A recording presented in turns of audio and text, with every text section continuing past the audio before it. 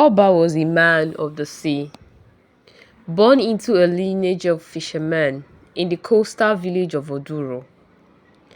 The village thrived on the ocean's bounty, but for some reasons he could not understand, Oba seemed cursed.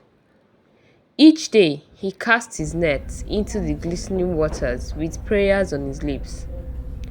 But his haul was meager, barely enough to feed his family. His wife, Adama, was the pillar of his life.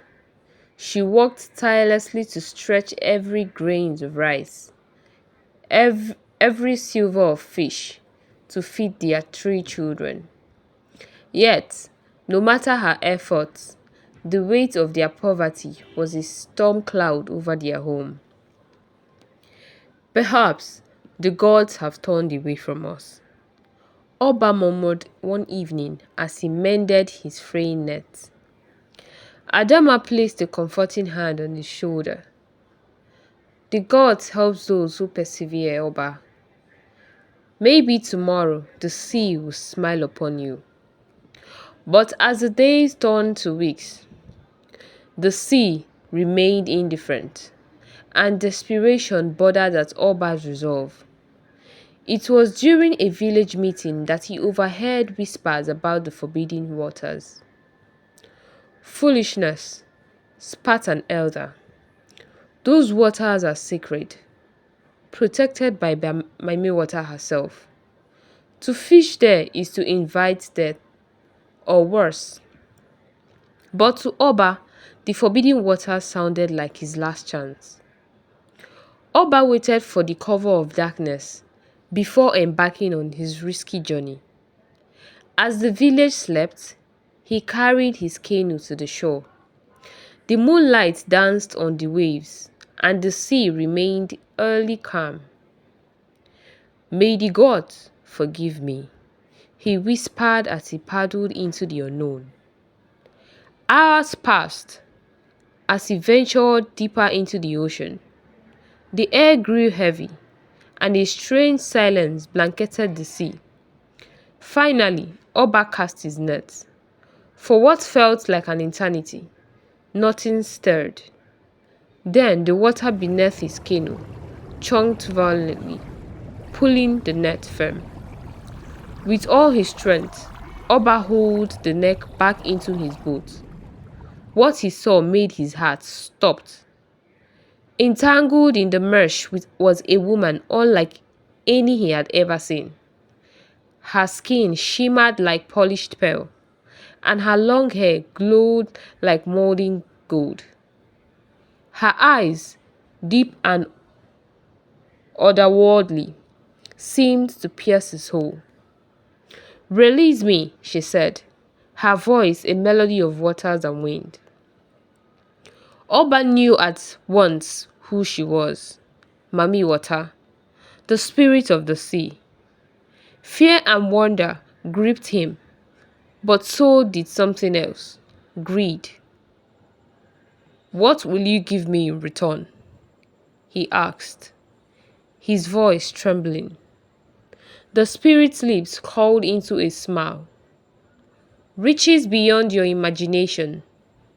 Gold, pearls, and fish in abundance. Your family will never know hunger again, but you must swear never to speak of me or this encounter to anyone." Oba hesitated. He felt the weight of the moment, the invisible line he was about to cross. But the vision of Adama and their children, thin and hungry, steeled his resolve. "I swear," he said. With a flick of her wrist, Mami Wata dissolved into water, leaving behind a single gold coin in the bottom of his canoe. The days that followed were like a dream. Every time Oba cast his net, it overflowed with fish. The once empty baskets in his home now brimmed with riches. Soon, he paid off his debt, rebuilt his crumbling hut into a grand house, and adorned Adama with gold and coral beads. The villagers watched with a mix of admiration and suspicion. How could a man who had been cursed by the sea suddenly rise to such heights? Perhaps he has found favor with the gods, some said, but others whispered darker theories. The village chief, a man who prided himself on knowing all that has happened in Oduru, grew increasingly uneasy. Oba is hiding something, he muttered to his advisors. No man gains such wealth overnight without help. The chief summoned Oba to his compound under the pretense of congratulating him. Lavish food and drinks were laid out, and the chief's tone was cordial. But his eyes betrayed his instinct. Oba, the chief said, raising a globet of palm wine, you have brought prosperity to our village. But tell me, how did you achieve such fortune? Oba hesitated. He could feel the weight of Mami Wata's warning pressing down on him. The sea has been kind to me, my chief, nothing more. The chief's smile hardened. Kindness alone does not build a house of stone. Despite Oba's evasion, the chief was unconvinced. He sent his spies to watch Oba, hoping to gain something. One evening, after a particular bountiful night, Oba hosted a feast. As the palm wine flowed, so did the chatter. Emboldened by the drink, Oba boasted of his wealth and the envy of those who have doubted him. You all have wondered how I became rich, he said, his voice loud and slurred. The sea has secrets, and I have unlocked them. The villagers gasped, and the chief leaned forward, his eyes gleaming with triumph. Tell us, Oba, the chief pressed, his voice smooth. What secret did you unlock? Oba's mind swelled with alcohol and pride. Against his better judgment, he recounted his encounter with Mami Wata. The room fell silent as his word hung in the air. The silence was broken by a low rumble. The oil lamps flicked, and the air grew heavy with the scent of salt. Suddenly, the doors burst open, and the room was filled with the sound of rushing water. Mami Wata appeared, her beauty now terrible to behold. Her once golden hair was a storm of serpents, her eyes glowing with fury. Oba, she thundered, you have broken your promise. Oba fell to his knees, begging for mercy. Great Spirit, forgive me. I was weak. But Mami Wata's anger was unrelenting. You swore an oath, and you have betrayed me. Now you will know the weight of your greed. With a wave of her hand, the gold in Oba's home turned to sand. The fish in his net rotted, and his grand house crumbled to dust. Oba, once the envy of the village, was left poorer than before. His life in shambles, as the villagers whispered of the curse he had brought upon himself. As Oba's curse unfolded, the village faced its own punishment. The sea, once their lifetime, withdrew its bounty. The fish disappeared, and the waves grew into hostile. Famine loomed, and the villagers turned on one another, their unity shattered by fear and desperation. Adama, devastated by her husband's fate, took her children and fled to her family's village inland.